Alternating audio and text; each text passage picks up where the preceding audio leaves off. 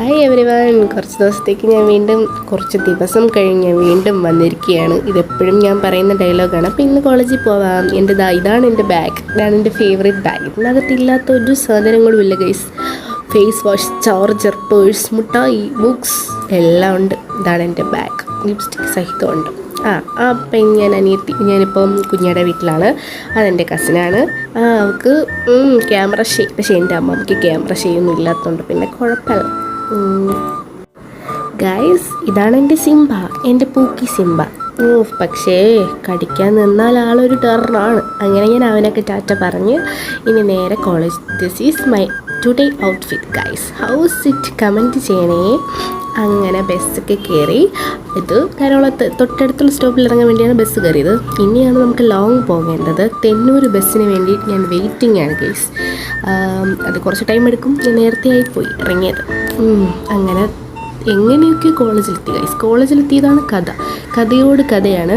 ഞാൻ എന്താണെന്നില്ലാതെ ഇന്ന് എനിക്ക് കാണുന്നതെല്ലാം അബദ്ധങ്ങളാണ്.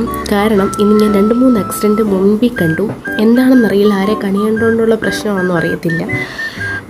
ആദ്യമേ ആ ബസ് കയറിയപ്പോൾ തൊട്ട് ശകിന് വേണം. ആദ്യം ഒരു ബസ് ഫാസ്റ്റിൽ ഇടിക്കാൻ പോയി.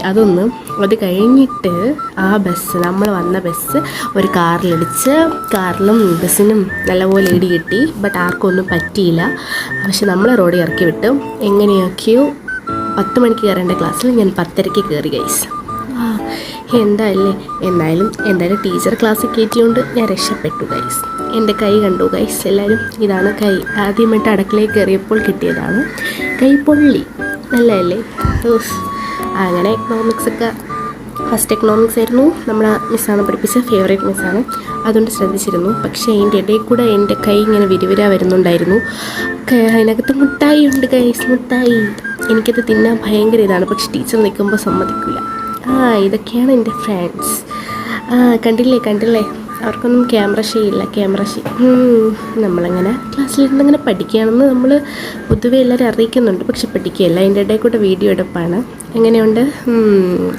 പിന്നെ എനിക്കാണെങ്കിൽ മുട്ടായി തിന്നണം തന്നെ. അങ്ങനെ ടീച്ചർ പോയി ഇടകൊണ്ട് ഞാൻ ആ മുട്ടായി എടുത്ത് പൊട്ടിച്ചു ഗൈസ്. പക്ഷേ നമ്മൾ ഒറ്റയ്ക്ക് തിന്നുന്നത് ശരിയാണോ? ഷെയറിങ് ഈസ് കെയറിങ് എന്നല്ലേ?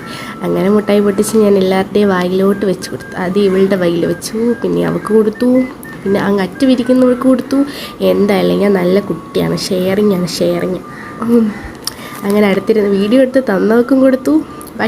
ഞാൻ ബാക്കി ആർക്കും കൊടുത്തില്ല. ഞാൻ ഒറ്റയ്ക്ക് തിന്നു. പക്ഷെ ബാക്കി അവൾക്ക് കൊടുത്തു കേട്ടോ. അവൾക്ക് കൊടുത്തുള്ളൂ, ആർക്കും കൊടുത്തില്ല. അങ്ങനെ ബാക്കിയെല്ലാം ഞാൻ തിന്നു ഗൈസ്.